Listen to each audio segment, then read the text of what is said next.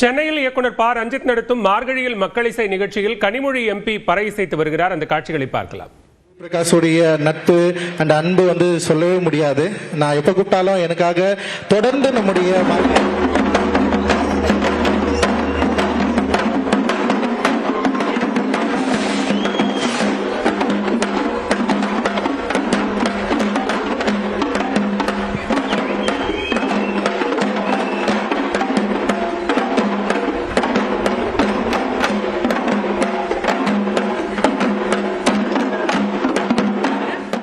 எப்பவும் சொல்றது தான், இவ்வளவு மக்கள் நமக்காக ஆதரவாக நிற்கிறாங்க.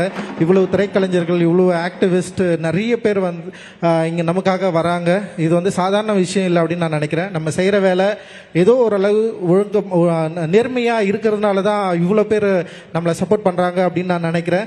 அந்த சப்போர்ட் நிச்சயமாக தொடரும். இவங்களுடைய நம்பிக்கையை நம்ம நிச்சயமாக நிறைவேற்றுவோம் அப்படின்ற ஒரு தீவிரமாக உழைச்சுன்னு இருக்கிறோம். அந்த உழைப்பில் என்னோட சரி பங்கு பாதியாக நீலம் பண்பாட்டு மையத்தை எல்லா இடத்துலையும் கொண்டு போய் சேர்க்கறதுல முன்னோடியாக இருக்கிற தம்பி உதயா அவர்களுக்கு இந்த மேடையில் நான் நன்றியை தெரிவிச்சுக்கிறேன்.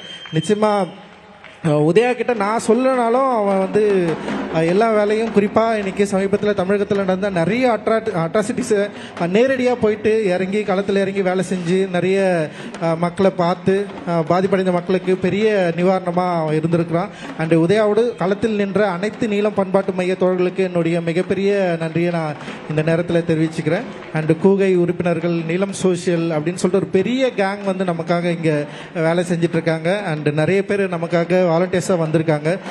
எல்லோரும் சேர்ந்து இந்த நிகழ்வை வெற்றிகரமாக நடத்தணும்.